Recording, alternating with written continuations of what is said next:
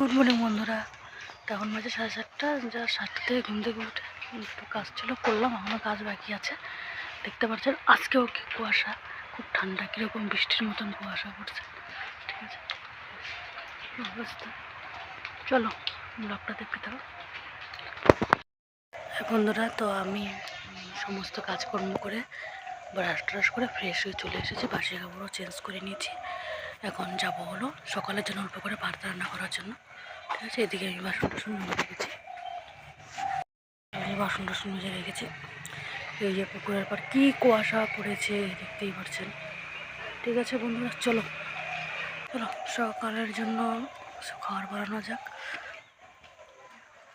ঠিক আছে, এদিকে আমি শ্বশুরমশাই, কাকা শ্বশুর আর মেয়েকে খাওয়া দিয়ে দিয়েছি। বন্ধুরা এখন আমি রান্না করতেছি, দুপুরে রান্না। চলো কিছু রান্না করতেছি, আপনাদেরকে দেখাই।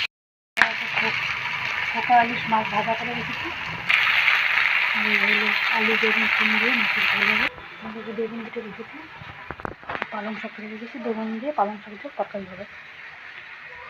এখন বাজে হলো 1:30।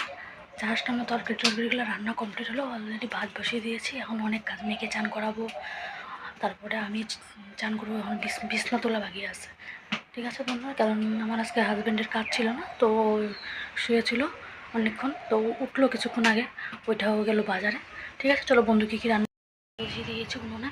এখানটা আছে মাছের মাথা দিয়ে পালং শাক, এখানে আছে শিম চচ্চড়ি, কালিশ দিয়ে আলু বেগুন দিয়ে সিম দিয়ে একটা তরকারি, কালকের যে মাংস আছে অল্প।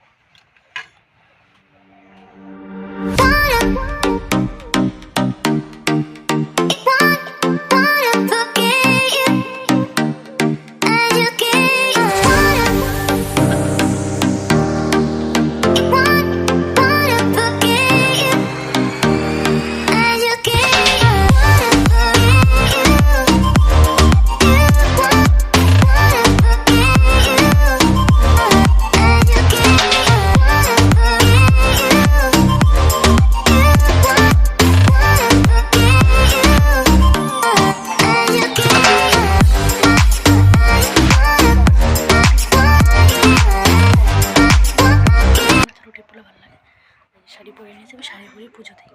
ঠিক আছে, তো পুজোটা দিয়ে আসি, পরে দেখা হচ্ছে। খাওয়া দাওয়া করে চলে আসলাম, রোদ্রে বসলাম একটু। বিটটা আমাদের বাড়ির পিছনে, এটা আমাদের ক্ষেত। ঠিক আছে, এখন বাজে হলো রাত্রি 9টা। তো আমি চলে এসেছি রান্নাঘরে, রুটি বানাবো। তো আটা মেখে নিচ্ছি। তো যে রাত্রে রুটি বানানো হয়ে গেছে, এটা আমার খাবার। এদিকে শ্বশুরমশাই খাচ্ছে। ঠিক আছে বন্ধুরা, হ্যাঁ বন্ধুরা, এখন বাজে